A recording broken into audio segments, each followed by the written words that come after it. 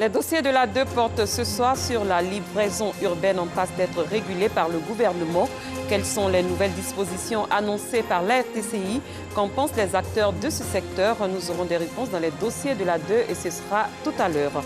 Au Soudan, près de 50 personnes ont perdu la vie dans des affrontements au Darfour occidental. Bonsoir, bienvenue aux 19h. La Fondation Générale Mathias Doué donne le sourire aux 105 filles de l'orphelinat de Grand Bassam. Elle leur a fait des dons vivre et non vivre. Cette fondation œuvre dans les domaines de la santé, l'éducation et l'autonomisation des masses. Son credo, la solidarité et l'appui aux couches vulnérables. Anicette Conan, Joël Gossi.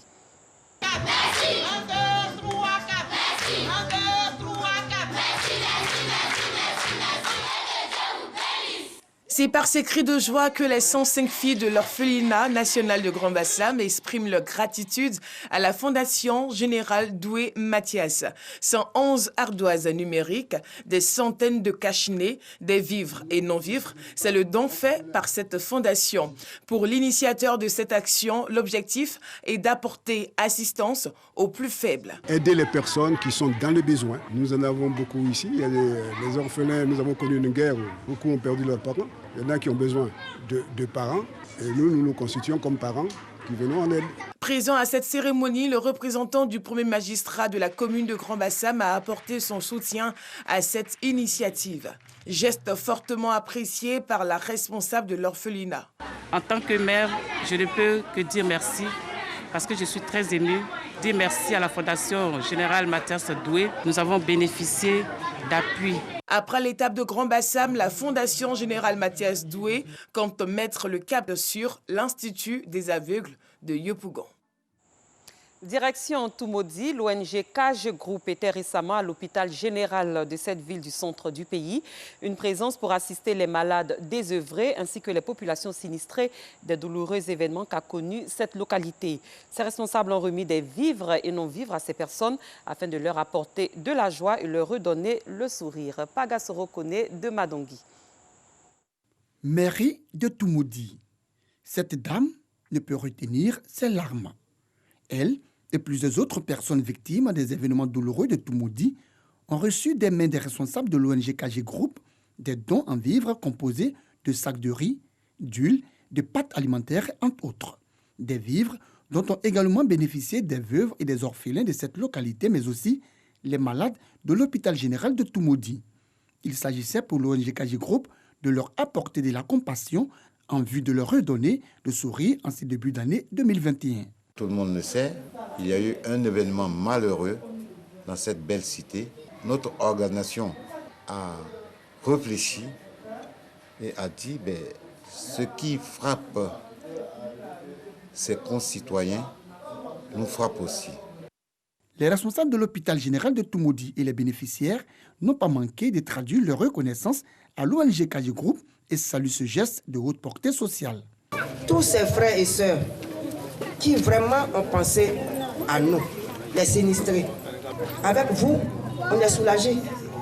Merci pour ces dons. On n'est pas resté dans nos cachots. Vous nous avez fait sortir.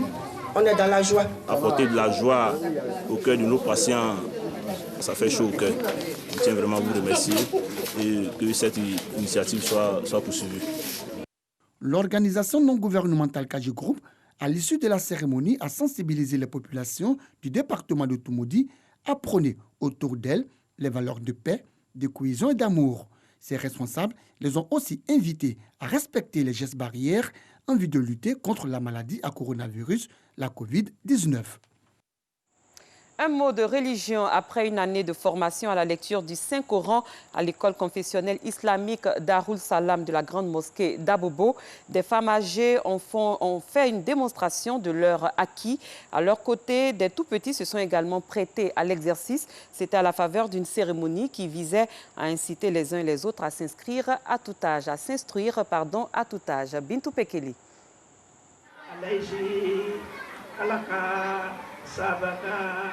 Nialé Kamara, 76 ans, fait une démonstration de lecture du Noble Coran.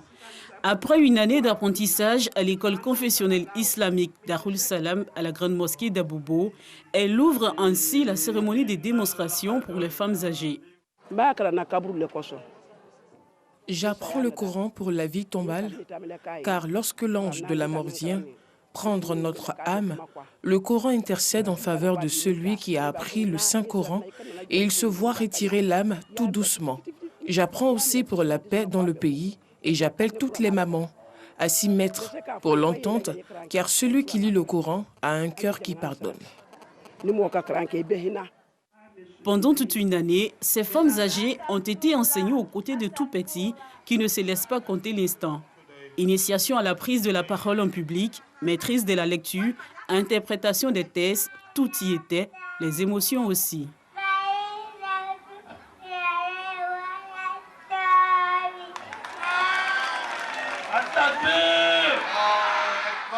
Avec 3 ans, je crois. Je veux dire aux autres, regarde bien travailler fort. J'ai récité Souratul Buruj. Je peux dire aux filles, j'ai étudié les Coran. Coran, c'est tellement bon. Cette cérémonie est une initiative de la communauté musulmane tidjanite à Loulbaït. Pour les organisateurs, c'est un pari réussi. Généralement, nos mamans sont beaucoup occupées à la maison et par les services aussi. Donc, ils n'ont pas le temps d'apprendre leur religion. Et aujourd'hui, nous sommes très heureux. Le peu de connaissances que nous avons eues, on a pu donner ça à nos mamans, on a pu donner ça à nos enfants. S'ils ont pu montrer ça au public, donc ça va les permettre, étant seuls, ils vont faire évoquer devant Allah subhanahu wa ta'ala. Donc c'est la raison qui nous a amenés à faire cette cérémonie, Inch'Allah. Nous sommes très heureux. Je parle à mon nom, je parle au nom de tous les imams de la mosquée. Ça a été une formation de quelques années. Maintenant, il y a 1 an que la formation a été accélérée. Donc aujourd'hui, nous ne pouvons que dire Alhamdulillahi Rabbil Alamin. Parce qu'une communauté sans le savoir n'a pas d'avenir. Donc il faut former les enfants, il faut aussi orienter les mamans parce que quand on a la connaissance de sa chose, on aime plus, on est plus dévoué, on est plus engagé. Pendant une demi-journée, les femmes âgées de l'école confessionnelle islamique Darul Salam d'Abobo ont fait montre de leurs acquis à travers diverses activités. Le but est de montrer qu'on peut apprendre sa religion à tous les âges. À l'étranger, le bilan est très lourd au Soudan. Des affrontements tribaux et des attaques de milices ont fait au moins 48 morts depuis hier au Darfour occidental, vaste région de l'ouest du Soudan. Les violences qui se poursuivent ont également fait 97 blessés. Samedi, des affrontements ont opposé la tribu Al-Masalit aux nomades arabes à Al-Jenina, capitale de la région. Des milices armées favorables aux nomades arabes ont ensuite attaqué la ville et plusieurs maisons ont été incendiées. Le conflit au Darfour a débuté en 2003 entre forces loyales au régime de Khartoum et insurgés. Il a fait quelques 300 000 morts et plus de 2,5 millions de déplacés, essentiellement durant les premières années selon les Nations Unies. Un défunt dans la salle de pause, des corps embaumés stockés dans le garage. Les pompes funèbres Boyd, petite entreprise familiale du sud de Los Angeles, sont débordées par les morts de la Covid-19 et pour la première fois depuis leur création en 1963, refusent des clients. Joël Gossi. Une petite entreprise de pompes funèbres débordée par les morts du Covid-19.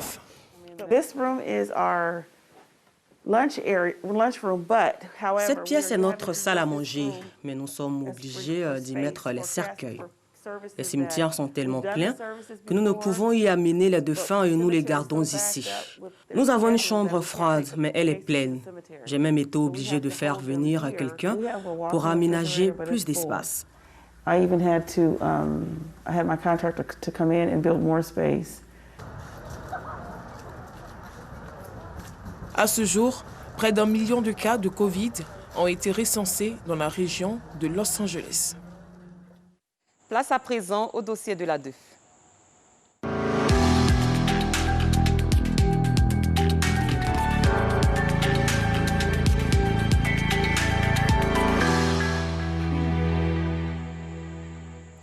La livraison urbaine est en plein essor dans le pays. Ce secteur a été propulsé par le développement de la vente en ligne et est devenu un vivier d'emploi pour les jeunes. Depuis le début de la semaine, il est au cœur de débats après l'annonce par l'ARTCI de nouvelles dispositions. De quoi s'agit-il? Comment réagissent les acteurs du secteur de la livraison? Des éléments de réponse dans les dossiers de la 2 proposés ce soir par Antoine Bassa. Le professeur est où? Il en sort ici. Ben Gordon est éducateur dans un établissement secondaire situé à Marcory. Entre la gestion des problèmes des élèves, la réception des parents et le suivi du programme académique, Ben a décidé de se lancer en août 2020 dans une autre activité, la livraison d'articles. J'ai pris des renseignements, je me suis acheté des motos, tout ça, j'ai constitué une équipe et puis on a commencé à travailler. Donc en même temps, je travaille ici et en même temps, je suis là-bas. Aujourd'hui, après quelques mois d'activité, sa structure qui exerce dans l'informel dispose de 2 mobylettes avec lesquelles ses livreurs transportent quotidiennement les articles et marchandises des clients. Allô? Oui, allô, bonjour madame. Alors vous avez commandé avec nous 2 savons.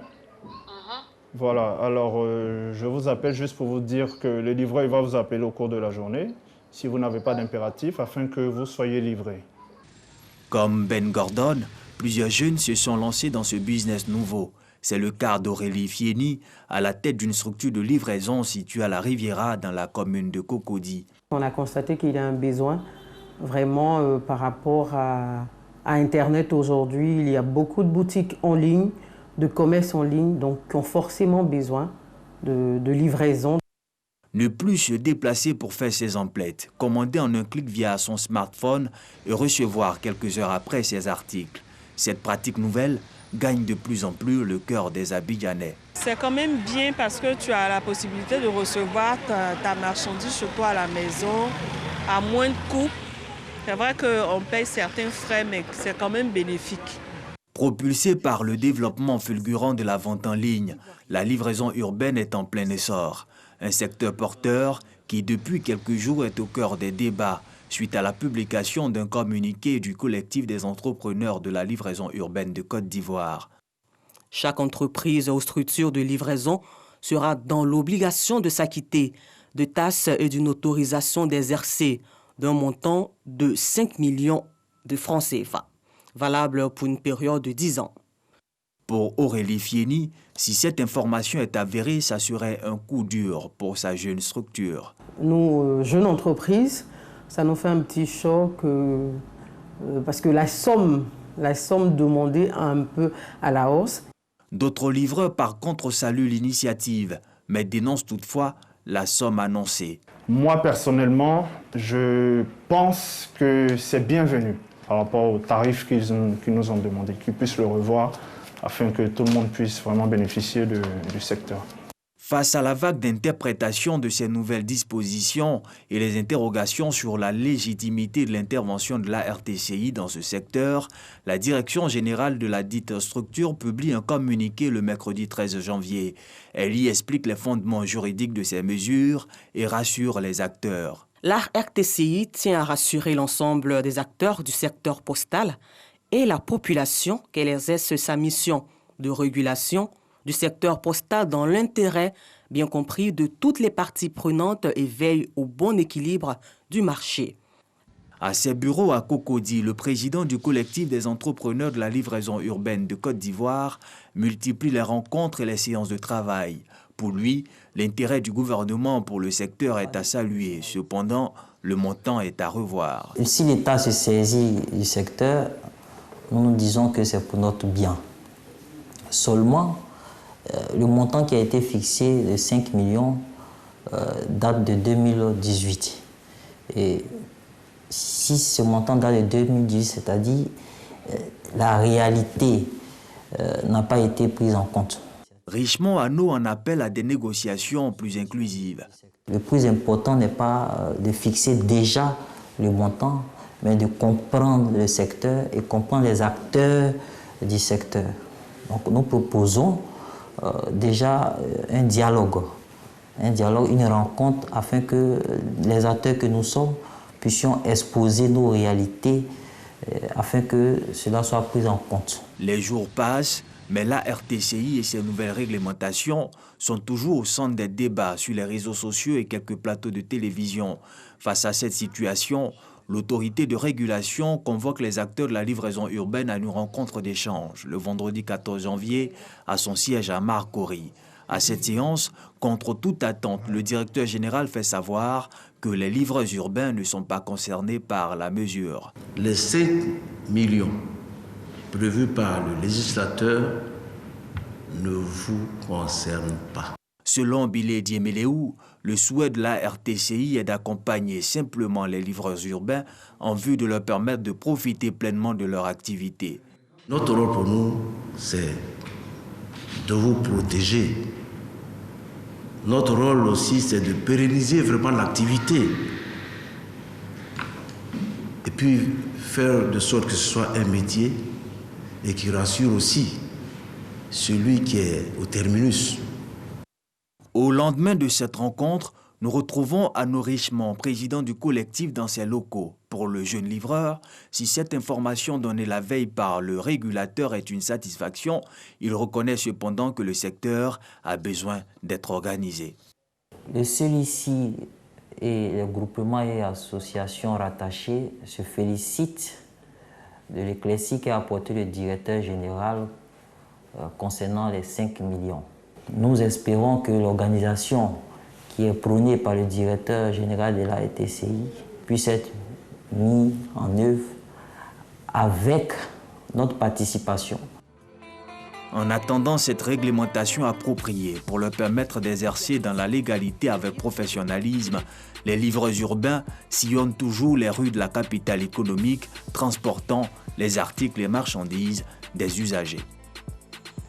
Ce journal est à son terme. Merci de votre fidélité. Excellente fin de soirée. À très bientôt.